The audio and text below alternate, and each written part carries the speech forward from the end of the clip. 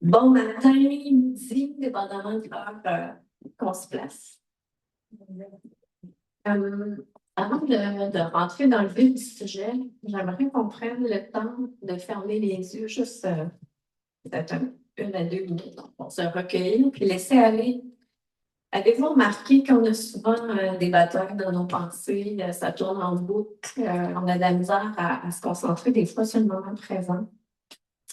Puis même si c'est moi qui amène le message aujourd'hui, je m'attends à recevoir autant de vous autres du Seigneur. Puis pour ça, ben, c'est important d'être bien disposé. Fait que je vais vous poser des fois des questions à travers mon message. Vous n'avez pas à répondre à voix haute. C'est des questions pour vous amener à réfléchir à votre propre posture devant le Seigneur. Et tout simplement, vous répondre le plus sincèrement possible dans votre cœur. Fait qu'on va fermer les yeux. Puis, je vais prier. Seigneur Jésus, merci parce que ton œuvre, elle ne s'est pas terminée à la croix. Tu es bien vivant aujourd'hui. Tu nous as même envoyé le Saint-Esprit pour témoigner de toutes choses. Merci parce que à partir du moment où ce qu'on donne sincèrement notre cœur, Seigneur, qu'on reconnaît toute notre faiblesse, notre détresse, nos péchés sans toi, puis qu'on veut te suivre, tu nous donnes ton Saint-Esprit qui vient vivre en nous, puis qui nous accompagne tous les jours au Seigneur. Merci pour ça. Je te prie aussi que, peu importe ce qui a déjà été préparé pour le message de ce matin, je vais être ta bouche à moi, que tes paroles se déversent sur toutes les personnes qui sont ici. Pour venir les toucher personnellement, il y a peut-être des parties du message qui vont s'adresser à eux personnellement. Je te remercie du privilège que tu me donnes de pouvoir enseigner. Mais je suis ta servante, je ne veux pas être comme une cymbale qui résonne, Seigneur. Je veux vraiment être à l'écoute de ton esprit. Merci de venir toucher les cœurs ce matin. De toucher mon cœur aussi, Seigneur. Je vais être bien disposée à recevoir de toi. Et je vous pose la question à vous qui m'écoutez. Est-ce que vous êtes prêts à recevoir tout ce que Dieu a pour vous ce matin? Hein, si des fois ça bouscule, ça nous étire des fois. Mais Dieu possède toute vérité. Il est la vérité, il est le chemin et la vie. Merci Seigneur de tout ce que tu vas venir faire résonner dans l'esprit des gens ce matin. Amen. Amen. Justement, je vais commencer mon message en vous lisant quelque chose que j'ai lu ce matin et qui m'a touchée. C'est, en fait, vous savez que je vais parler du Saint-Esprit aujourd'hui. Si vous étiez sur le groupe de l'Église, puis vous avez vu le message que j'ai envoyé, je pense que vous avez pu détecter des mots-clés du message. Mais il y a un jour, j'ai lu un livre de Yanis Gauthier. Ça fait déjà un bon bout de temps, j'aimerais bien le retrouver. Là. Je l'ai peut-être prête à quelqu'un, je pense qu'il est, mais il s'appelle Le Saint-Esprit, le Dieu oublié. Le Saint-Esprit est Dieu, puis il est vraiment présent aujourd'hui. Et Yanis Gauthier, c'est un pasteur aujourd'hui qui a un grand ministère. Mais Dieu, il est allé le toucher dans une cellule de prison. C'est pas rien. Puis aujourd'hui, c'est ça. Il fait même il fait plein d'enseignements, dont des enseignements sur Holy Bible, qui est une application que j'apprécie beaucoup.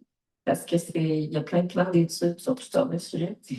Ce que je lisais dans ce plan d'études, en fait, il dit c'est l'Éternel est mon berger. Il se rapporte au psaume 23. Voici l'histoire de deux hommes. Le premier est un acteur et le second, un vieux pasteur. Alors qu'une foule nombreuse s'est réunie, on demande à chacun de réciter le célèbre psaume 23. C'est mon préféré d'abord.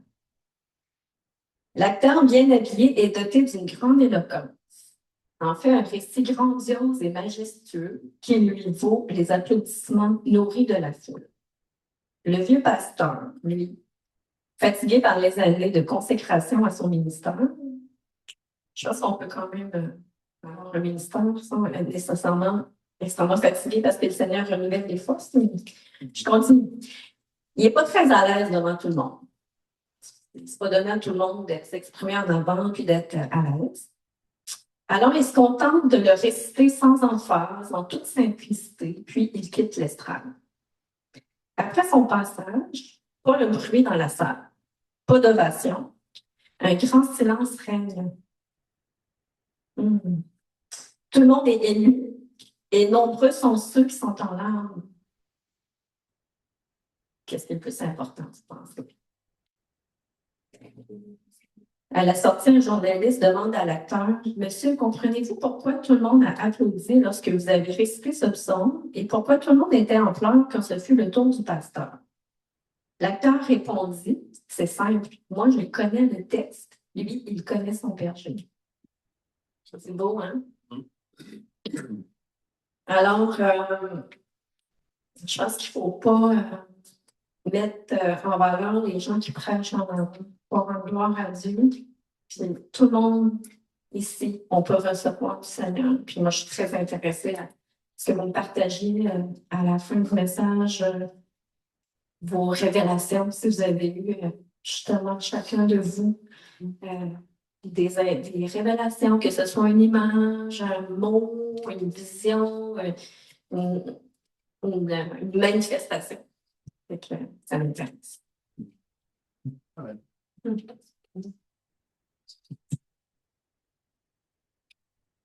Le baptême, on sait que quand Jésus est venu sur la terre, il a exercé un ministère seulement à partir de ses 30 ans. Et en fait, si vous vous souvenez, son ministère, il a commencé particulièrement après son baptême dans le Saint-Esprit qu'il a eu avec Jean-Baptiste. Fait qu'on va mettre beaucoup d'emphase aujourd'hui sur l'importance de reconnaître qui est le Saint-Esprit. Parce qu'il est trop souvent, justement, méprisé, oublié. Quand on parle, on s'adresse à Dieu, souvent, on va s'adresser à Dieu le Père, s'adresser à Jésus, parce que c'est comme plus commun dans les églises. Mais n'oublions pas l'importance du Saint-Esprit parce que c'est une promesse que Jésus nous a faite. Puis, en fait, la Bible est inspirée du Saint-Esprit et la parole écrite de Dieu.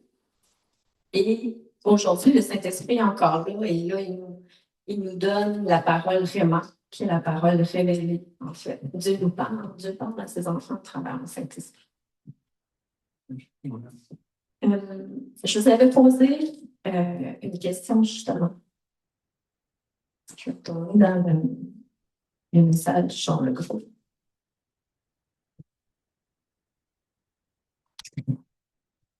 Je vous avais dit justement, mais vous recevrez une puissance, le Saint-Esprit survenant sur vous, et vous serez mes témoins à Jérusalem, dans toute la Judée, dans la Samarie et jusqu'aux extrémités de la terre.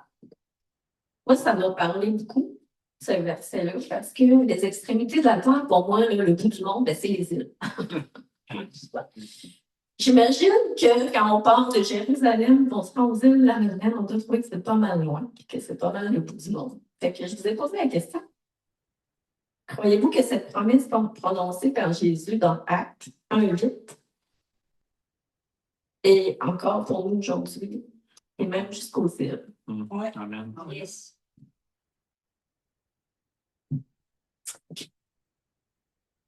Il y a des obstacles, par contre, à l'œuvre que le Saint-Esprit peut faire en nous. Et les plus grands obstacles, en fait, ça se passe beaucoup dans nos pensées. Qu'est-ce qui se passe dans nos pensées? C'est tout un monde, un système de croyances. En psychologie, on appelle ça des schémas. C'est comme vraiment les fondements sur lesquels on appuie nos choix, nos actions, nos comportements dans la vie. Puis ça, ben, d'où ça vient?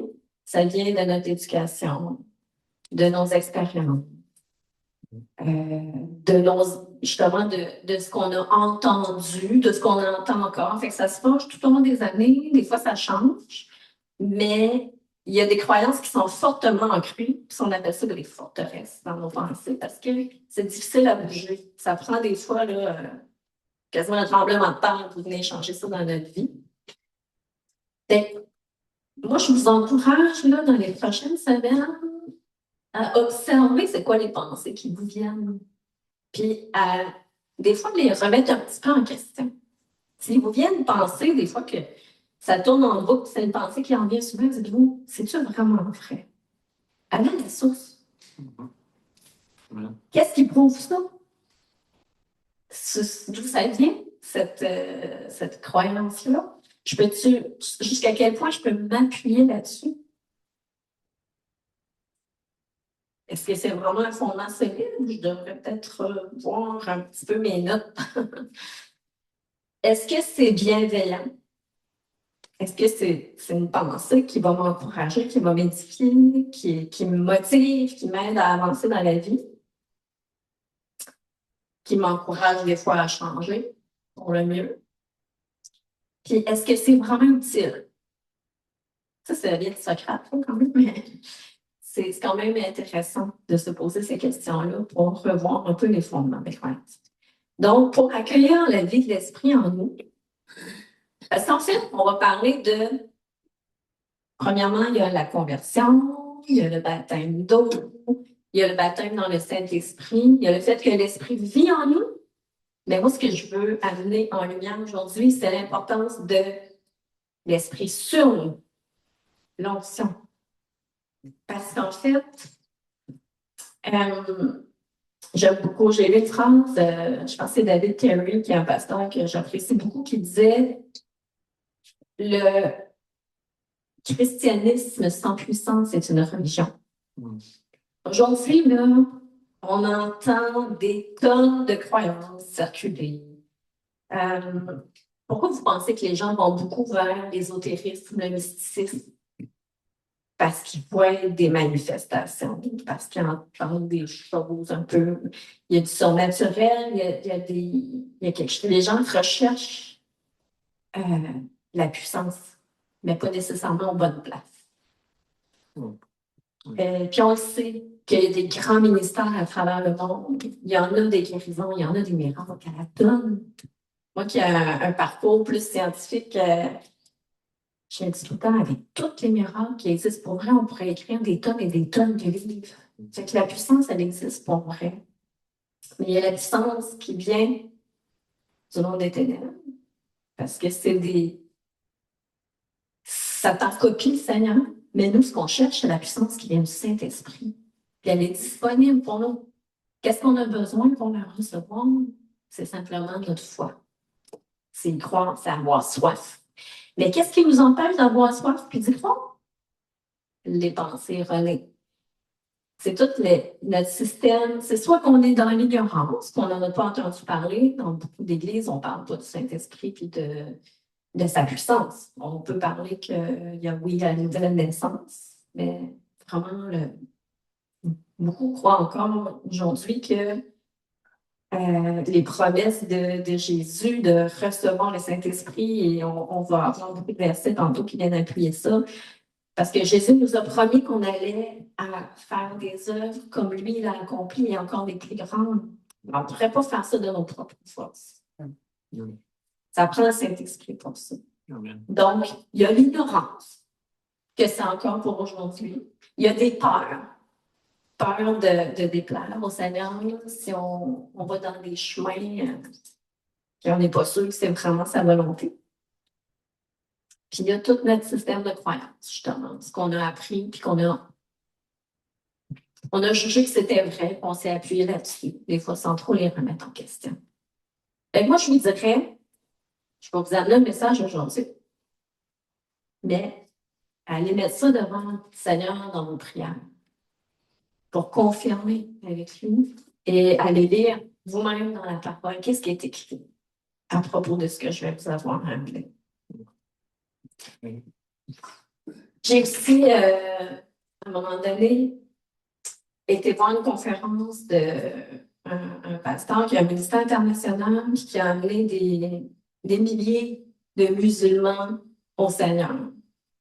Il est incroyable, ce pasteur-là, dans le sens où il a une audace vraiment impressionnante, mais c'est le Seigneur qui fait son œuvre en lui. Puis, je vais vous poser la question. Posez-vous. J'aimerais que vous fassiez une introspection. Si Jésus disait, est-ce que je peux emprunter ton corps pendant une semaine?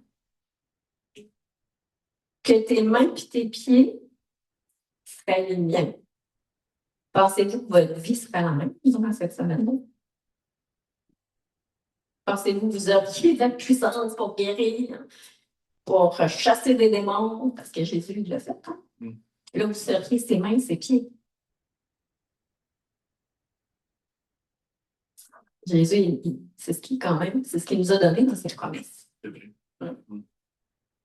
L'amour parfait chasse la peur.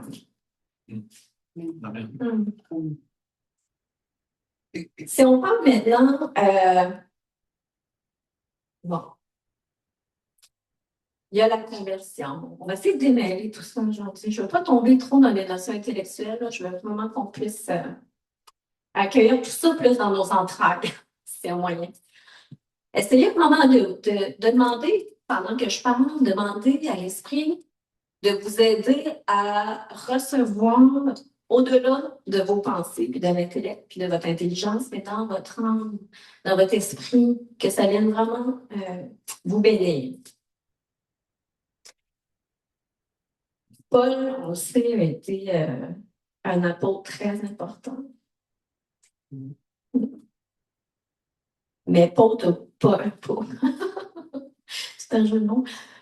Paul, il nous a donné beaucoup d'enseignements sur l'importance des manifestations de l'esprit à propos du baptême. Paul a vécu toute une conversion. Si on démêle un petit peu conversion, nouvelle naissance, puis baptême d'eau, baptême du Saint-Esprit, parce que, en fait, pour certaines personnes, ça n'a tout va arriver en même temps, mais c'est souvent pas comme ça. Il y a des gens qui vont être baptisés du Saint-Esprit avant d'être baptisés d'eau. Je ne sais pas si vous avez déjà entendu ça. Ça se fait. Un bon exemple, justement, de Paul, de sa conversion qui a été quand même assez spectaculaire. Paul, avant de devenir apôtre de Jésus, là, il persécutait les chrétiens. C'était un pharisien, si on peut dire. Il était vraiment ancré, super éduqué sur la loi. Je peux dire qu'il avait, je pense que j'ai déjà entendu qu'il avait plus qu'un doctorat. Fait que lui, pour lui, là, il agissait au nom de Dieu. Le Dieu qu'il connaissait, sa façon de connaître. Mais il ne croyait pas en Jésus. Puis il voulait chasser tous les chrétiens, les persécuter. Il a même autorisé la mort d'Étienne. Donc, en fait, on va lire dans la parole. Je sais pas, je pourrais demander à François de le lire. Est-ce que je te passe au micro? Non, ça gagne. C'est dans Acte 9. On va lire Acte 9. C'est surtout 17-18, la conversion de Paul, mais j'aimerais qu'on prenne le temps de lire au début. Pour vraiment se mettre dans le contexte. À partir de quel verset? On peut lire à partir de 1. Mais pour que ce soit bien compris dans l'enregistrement. Passer le micro. OK. Hop, là. Acte 9, dans quelle version tu veux avoir ça? En fait, Sommaire ou Dernier. C'était mieux vu que Sommaire, on dit Sommaire ici.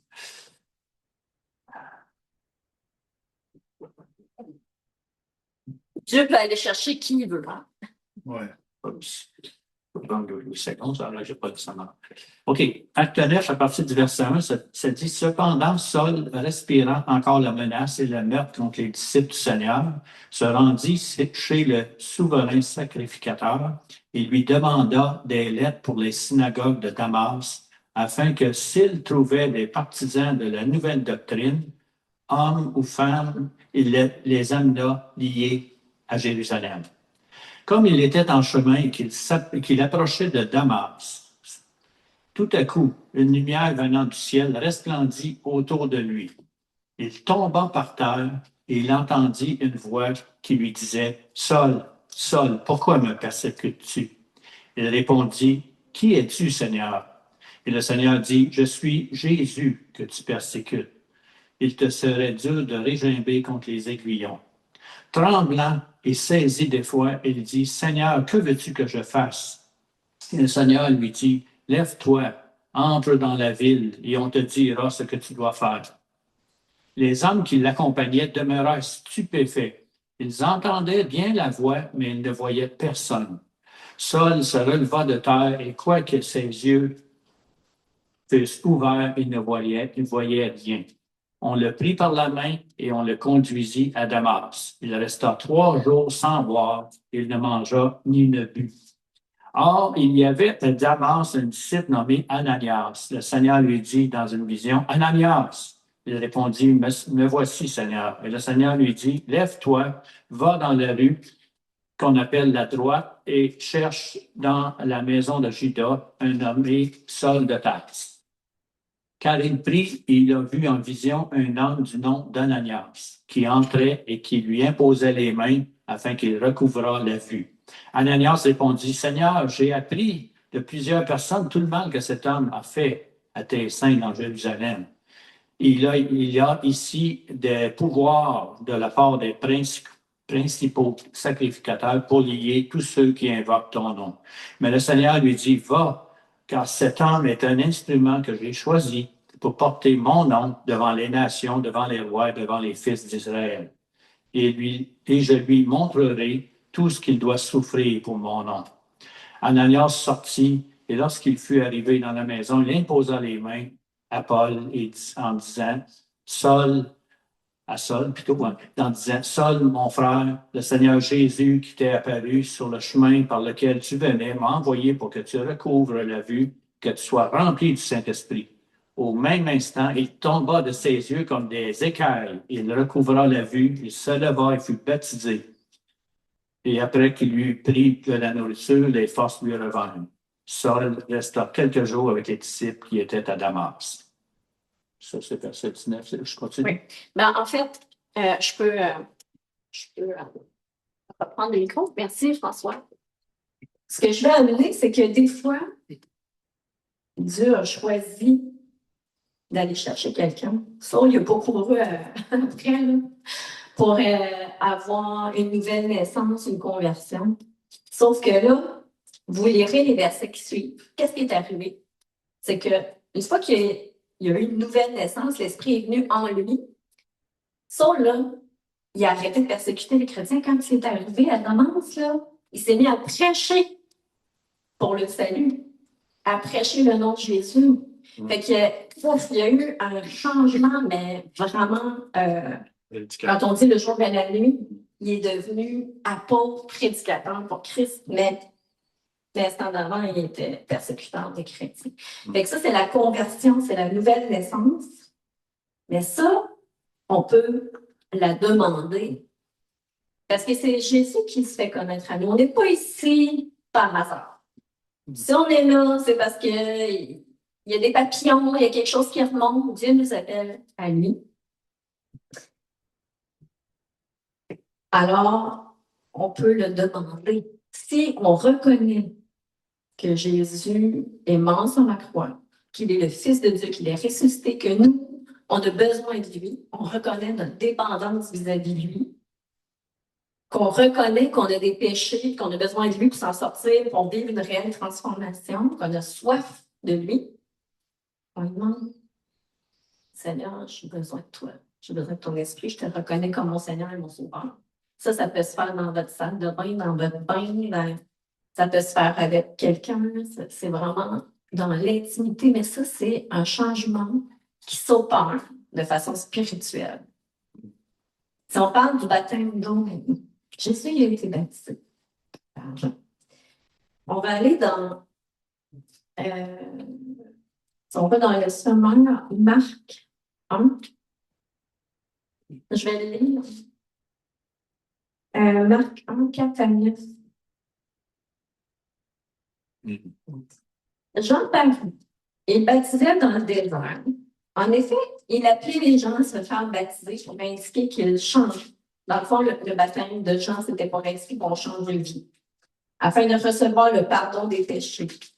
Tous les habitants de la Judée et de Jérusalem se rendaient auprès de lui et se faisaient baptiser par lui dans le Jourdain en reconnaissant leurs péchés.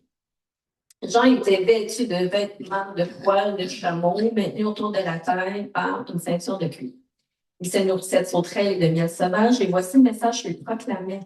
Après moi va venir quelqu'un qui est plus puissant que moi. Je ne suis pas digne de me baisser devant lui pour dénouer la lanière de ses sandales. Moi, je vous ai baptisé dans l'eau, mais lui, il vous baptisera du Saint-Esprit. Or, en ce temps-là, Jésus vint de Nazareth, un village de Galilée. Il fut baptisé par Jean dans le Jourdain. Au moment où il sortait de l'eau, il vit le ciel se déchirer et l'Esprit descendre sur lui comme une colombe.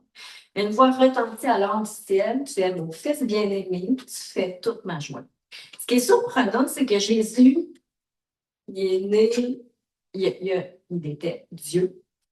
Jésus existait avant de naître du corps de Marie, puis de naître dans la peau d'un homme. Mais il n'était pas encore revêtu de l'onction, de la puissance du Saint-Esprit. Mais il a fait ça volontairement. Il est venu sur la terre, il a accepté de vivre dans sa condition d'homme. Il n'a jamais péché, même s'il était dans sa condition d'homme, mais il était toujours en communion avec le Père.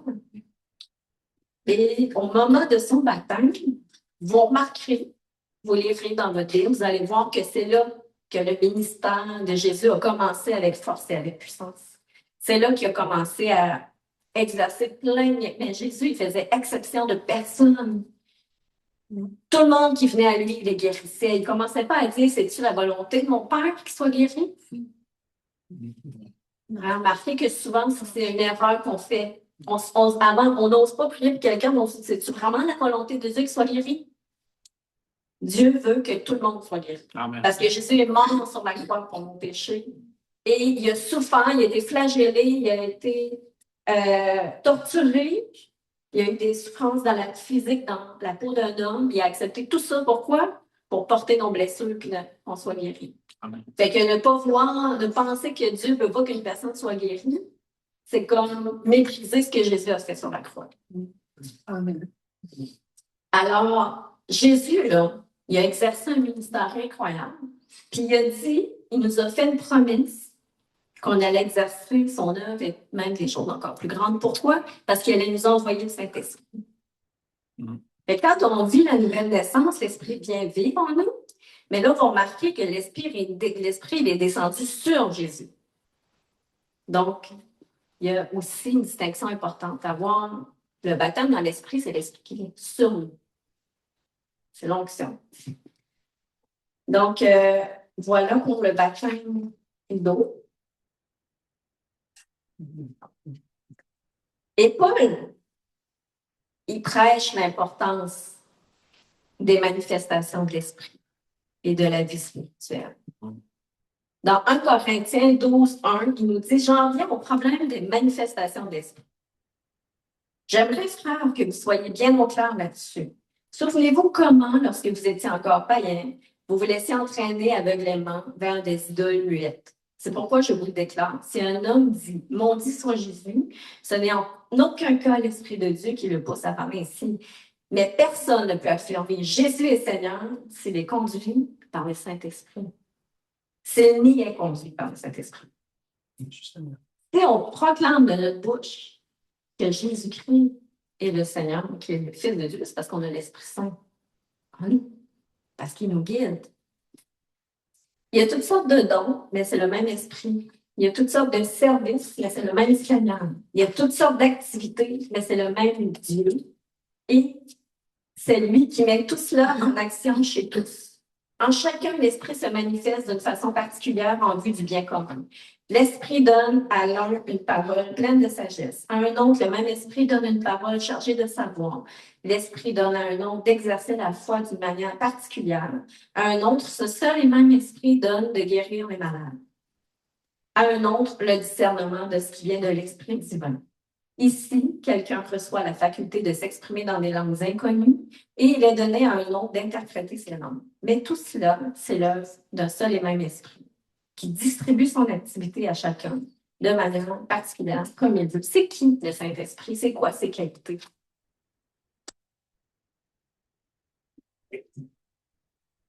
Le Saint-Esprit, c'est un don de Dieu donné aux hommes. Il est Dieu. Il est l'auteur des Écritures. Il est source de vie. Il produit les fruits. En Galates 5, 22, 23, il a été longtemps sur... il y a encore d'ailleurs à ma boutique, sur un ardoise, parce que mes versets préférés, la joie, la paix, la douceur, la bonté, la charité, la maîtrise de soi. C'est des fruits qui sont produits en nous par le Saint-Esprit. Il est omniscient. Il connaît les profondeurs de Dieu et de toutes choses. Il est tout puissant. Il est omniprésent.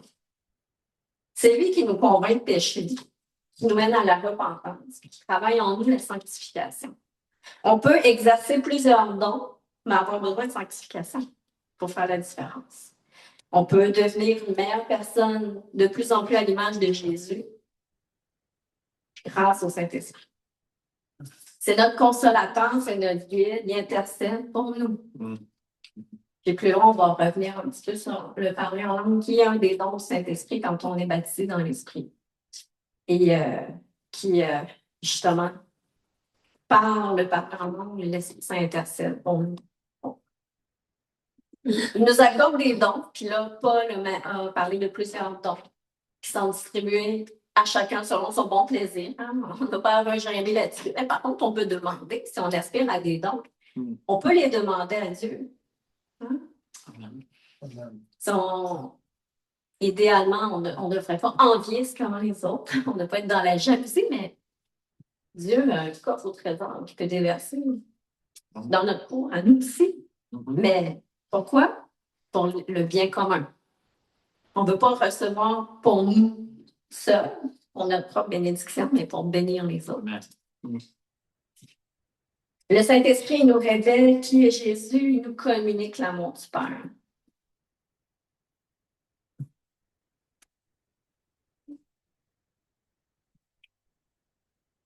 Dans Romains 8, 14, 17, en sommeur. Car ceux qui sont conduits par l'Esprit de Dieu sont fils de Dieu. En effet, vous n'avez pas reçu un esprit qui fait de vous des esclaves et vous ramène à la crainte. Non, vous avez reçu l'Esprit qui fait de vous des fils adoptifs de Dieu. Car c'est par cet Esprit que nous crions Abba, c'est-à-dire Père. Ça, j'aime beaucoup le verset qui vient. L'Esprit Saint lui-même et notre esprit nous témoignent ensemble que nous sommes enfants de Dieu. Et puisque nous sommes enfants, nous sommes aussi héritiers. Héritiers de Dieu et donc co-héritiers du Christ, puisque nous souffrons avec lui pour avoir part à sa gloire. Comment est-ce qu'on sait qu'on est sauvé? Laissez jamais personne vous faire douter de votre salut. Allez dans la prière. Écoutez ce que le Saint-Esprit vous dit. Si vous êtes convaincu que vous êtes sauvé, c'est l'Esprit Saint qui vous témoigne. C'est l'Esprit Saint qui nous témoigne qu'on est sauvé. Ça ne veut pas dire qu'on doit se détourner et se mettre à vivre n'importe comment. Il y a un verset qui fait peur à bien du monde. Hein? Le verset qui est impardonnable, le péché qui est impardonnable, c'est quoi? C'est renier Dieu. Bien sûr que si tu renies Jésus puis que tu renies Dieu, tu ne vas pas aller nécessairement dans sa présence parce que tu n'en veux pas. C'est le péché impardonnable. Mais Dieu, Jésus, il est mort sur la croix pour porter tous nos péchés. Ça ne veut pas dire qu'il faut vivre n'importe comment, parce qu'on va sûrement souffrir dans cette vie présente. C'est pas juste une question de ce qu'on va avoir dans la présence du Seigneur quand on va aller dans la vie éternelle. Mais aujourd'hui, je veux vivre comment? Ça me tente-tu de manger des bosses tout le temps parce que j'ai péché? On va vivre des épreuves comme chrétiens, bien sûr. Mais si on s'attend au Seigneur, qu'on veut marcher dans la sanctification, je vous garantis que les épreuves, on ne va pas les vivre dans notre façon. Puis je vous parle d'expérience. On accueille avec, quand on aime Jésus, on accueille avec joie, en tout cas beaucoup plus facilement les épreuves qu'on vit. Puis Dieu nous amène dans des chemins qui ne nous auraient pas tentés avant, mais qu'on accueille avec joie parce qu'il nous travaille par l'Esprit Saint. Puis je vous parle d'expérience.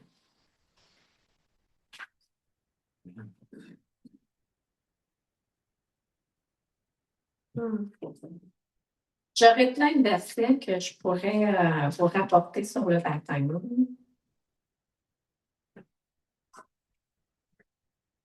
J'aime bien celui-là. Dans Actes 19, 1, 7, le baptême dans l'Esprit. Pendant qu'Apollos se trouvait à Corinthe, Paul, après avoir traversé la région montagneuse d'Asie mineure, descendit à Éphèse. Il y rencontra un petit groupe de disciples et leur demanda: Avez-vous reçu le Saint-Esprit quand vous êtes devenus croyants? Ils lui répondirent: Nous n'avons même pas entendu dire qu'il y ait un Saint-Esprit. Quand même surprenant. Quel baptême avez-vous donc reçu? Poursuivit Paul.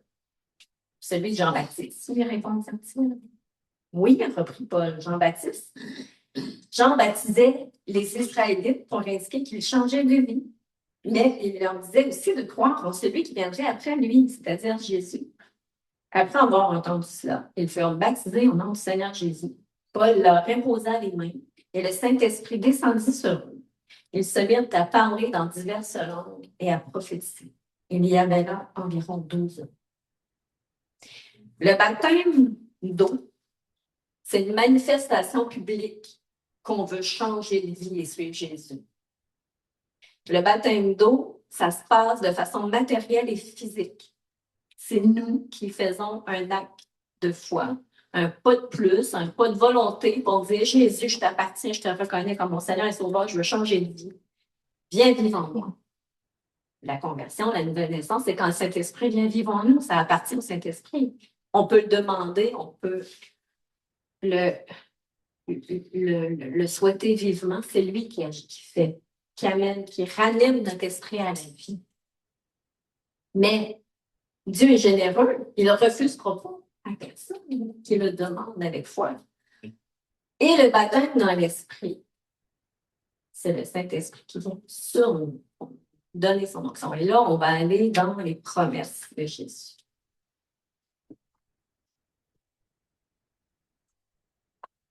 Dans Actes 1, 4, 8, c'est le fameux verset que je vous ai donné un petit peu en mise en bouche quand je vous l'ai écrit sur le messenger de la CG. Un jour qu'il prenait un repas avec eux, il leur donnait cet ordre. On parle de Jésus. C'est Jésus qui est apparu à ses 11 disciples après être ressuscité par le Saint-Esprit. Il a ressuscité Jésus. Il est apparu à ses 11 disciples, puis il a dit: Ne vous éloignez pas de Jérusalem, mais attendez ce que le Père a promis, le don que je vous ai annoncé. Car Jean a baptisé avec de l'eau, mais vous, dans peu de jours, vous serez baptisés du Saint-Esprit. Alors les apôtres réunis lui demandèrent: Seigneur, est-ce en ce temps que tu rétabliras le royaume pour Israël? Il leur répondit: Il ne vous appartient pas de connaître les temps et les moments que le Père a fixés de sa propre autorité.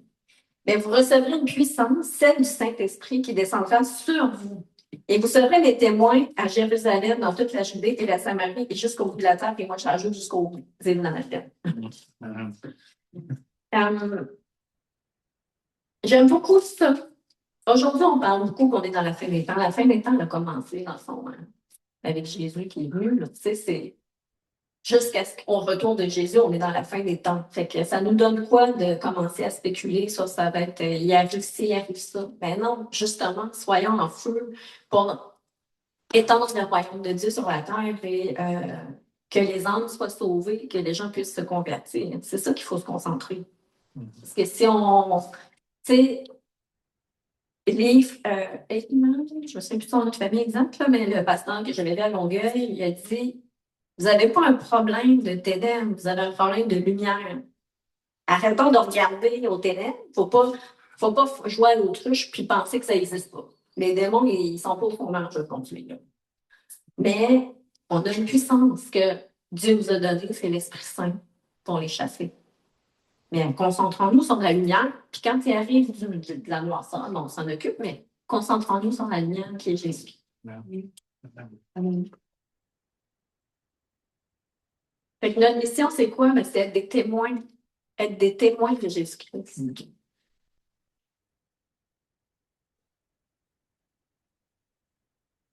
Mm.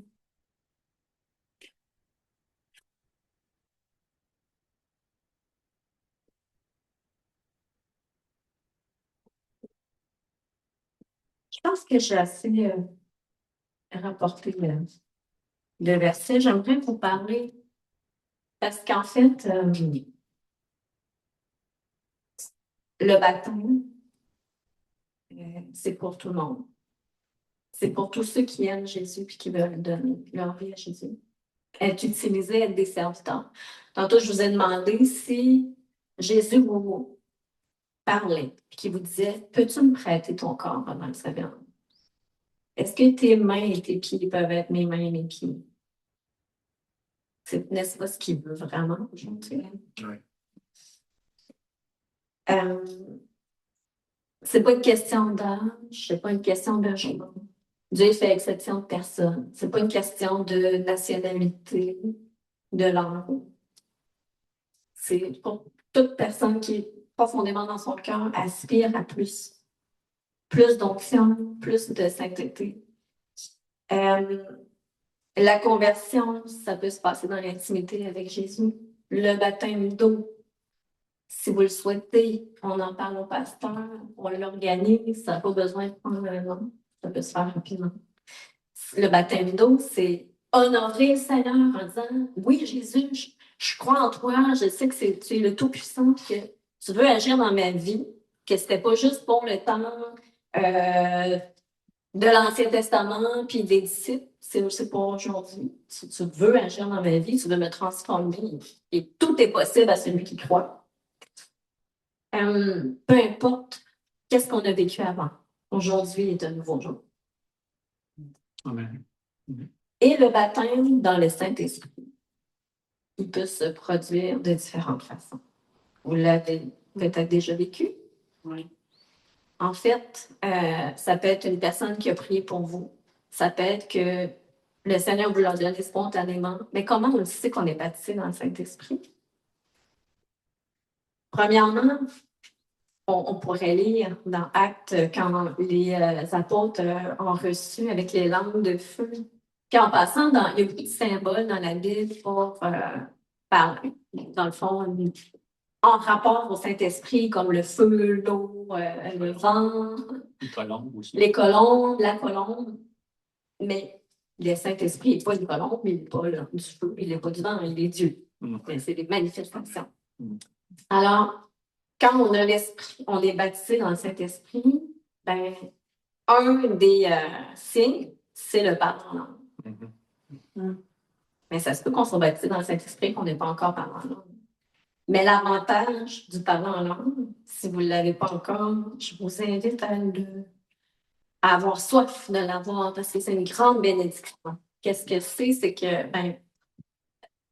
François, ça t'en fait. Je pense que ce serait important qu'on lise ce passage-là quand les apôtres ont été, baptisés du Saint-Esprit.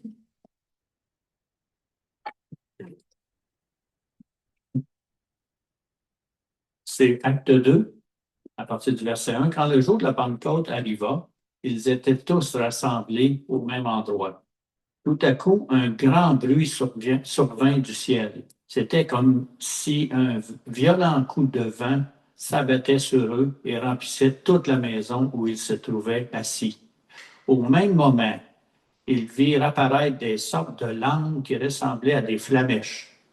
Elles se séparèrent et allèrent se poser sur la tête de chacun d'eux.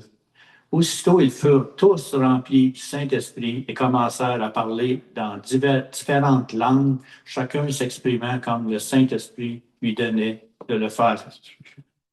Amen. Merci, François. Excuse. En fait, il y a une chose qui serait importante à mentionner, c'est que Jésus ne veut pas qu'on commence à faire des catégories de croyants. On peut être chrétien, être né nouveau, être baptisé d'eau, puis pas avoir été baptisé dans le Saint-Esprit, puis pas croire à ça, puis pas pouvoir l'être. Et on peut être baptisé d'eau, converti, né nouveau et aspirer au baptême de l'Esprit, pas l'avoir reçu. Alors là, c'est vraiment de crier à Dieu, puis d'aller vers les frères et sœurs. Il y a des gens qui ont attendu 4 ans, il y en a d'autres qui l'ont été spontanément, alors qu'ils ne l'avaient même pas demandé. C'est sûr qu'on l'a vu. Les manifestations de l'esprit, on a vu l'importance de la puissance de l'esprit, en fait. On a besoin de la puissance de l'esprit pour voir les miracles, les signes et les prodiges. Moi-même, j'ai été baptisée dans le Saint-Esprit quand un pasteur m'a imposé les mains à Gaspé. Je prie en langue et j'ai vu vraiment des changements, des libérations, il y a quelque chose qui se passe de fort dans notre communication avec Dieu quand on prie en langue.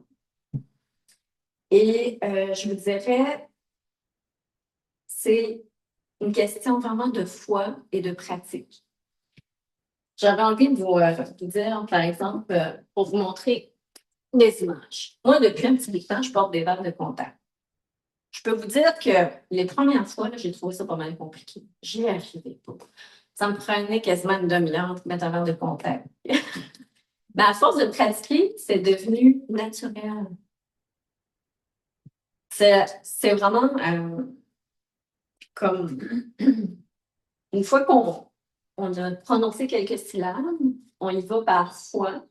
Puis là, tout à coup, on sait quand ça embarque là, que c'est pas dans le naturel, c'est l'Esprit Saint qui vient en nous. Là, puis pour ceux qui le pratiquent, vous savez de quoi je parle. Là.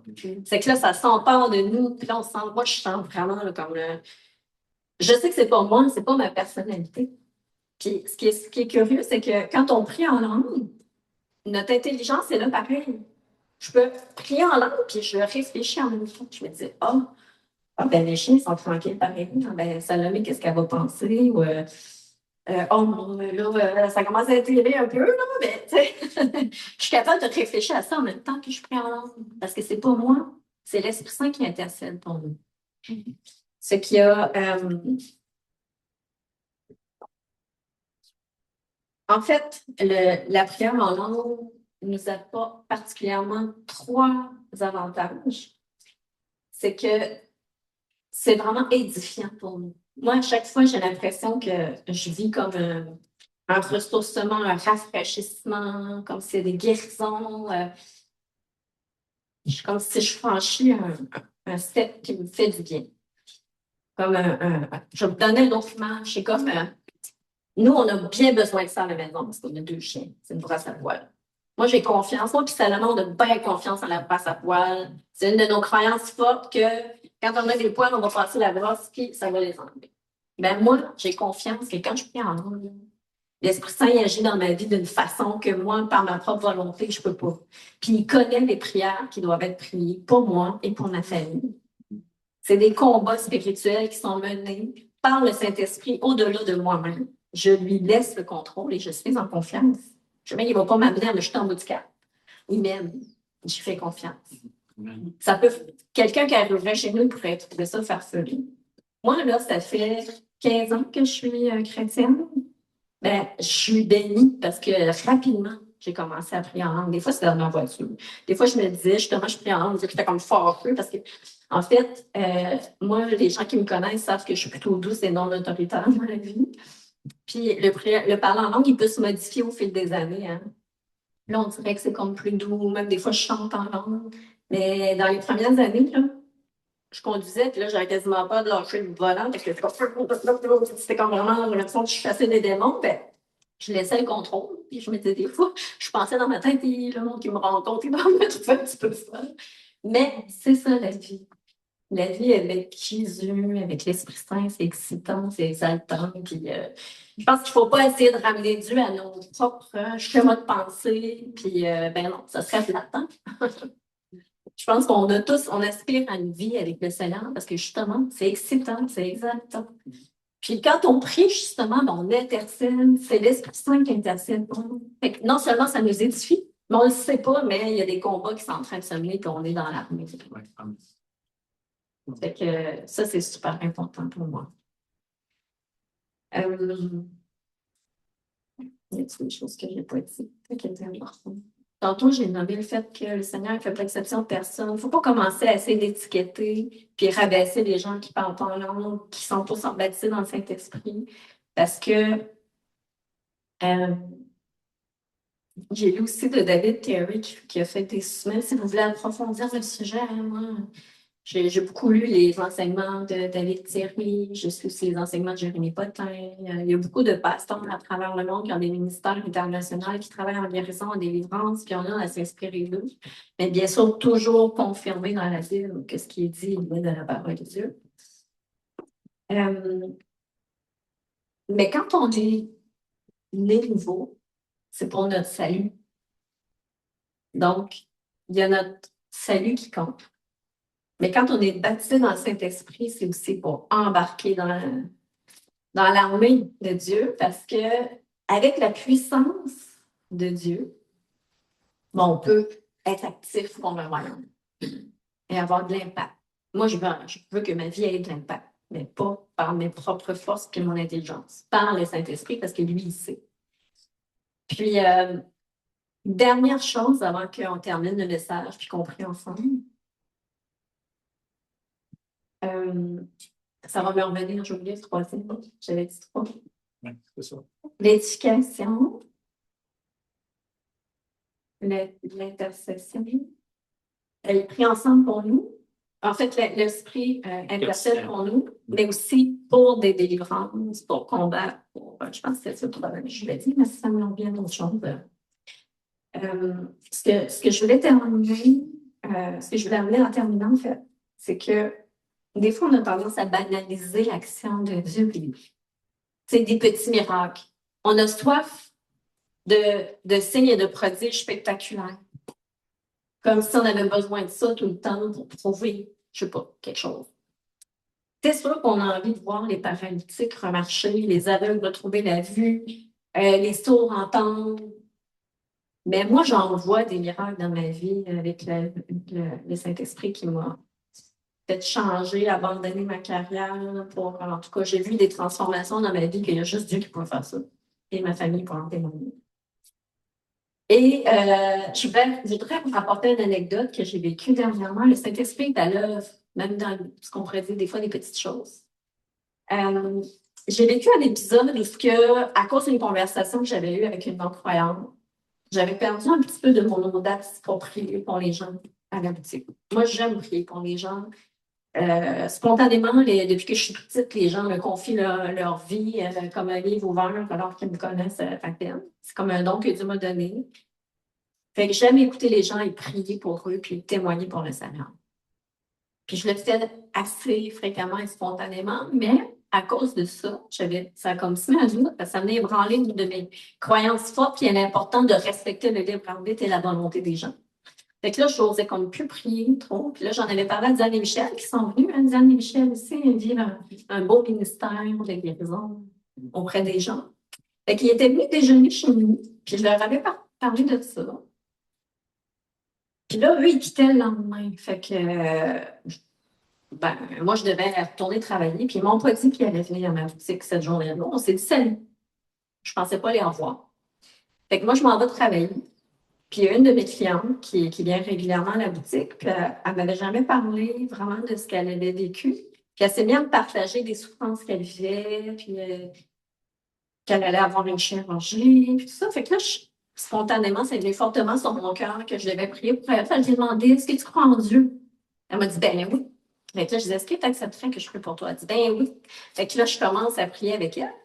Puis là, c'est que quand on rapporte des témoignages où est-ce que Dieu a guéri, souvent ça fortifie la foi des gens. C'est que là, je commence à y exprimer, je voulais y exprimer que tout ce que Jésus a accompli pour nous à la fois. Puis là, je parle d'un de mes amis qui est médecin retraité, mais il a expérimenté souvent la guérison en priant pour des gens. Puis comme je parlais de Michel, il arrive dans le cadre de porte avec Dan, en même temps que je parlais de lui. Fait que là, on s'y met, je les invite à prier avec moi pour la personne. C'était un moment vraiment excitant pour moi parce que pour moi, c'était une réponse de Dieu à ma prière que j'y avais demandé de renouveler mon audace et ma foi et ma force de prier pour les gens. Puis, c'est sûr que c'était pas un hasard. Pas de hasard avec le Seigneur. Fait que merci de m'avoir écouté. Je vais prier, puis ensuite, on va arrêter l'enregistrement pour on pourra prendre un petit ensemble. Alors, merci, Père Céleste, de nous avoir envoyé Jésus. Merci, Jésus, pour toutes les promesses que tu nous as données de la vie exaltante qu'on peut avoir en ton nom avec ton Esprit Saint. Merci, Esprit Saint, parce que tu es Dieu, tu es bien vivant, que tu nous accompagnes à chaque jour. Je te prie de vraiment venir déposer dans mon cœur une soif renouvelée de t'entendre. Il y a différentes façons que tu utilises pour te révéler à nous, que ce soit les rêves, les visions, des mots, des phrases, un frère, une sœur qui a une parole de connaissance, une prophétie. Tu te révèles de toutes sortes de manières. Je te prie de venir rencontrer mes frères, mes sœurs ce matin, de vraiment qu'on puisse, au long de la semaine, être plus attentif, attentive à ta voix. Ouvre nos yeux spirituels, ouvre nos oreilles spirituelles, que tous ceux et celles qui ne t'ont pas reçu, qui sont ici ce matin et qui le veulent, puissent te recevoir. Dans ton nom puissant, Jésus, ton nom puissant, Seigneur Jésus, j'ai prié, je t'aime. Amen.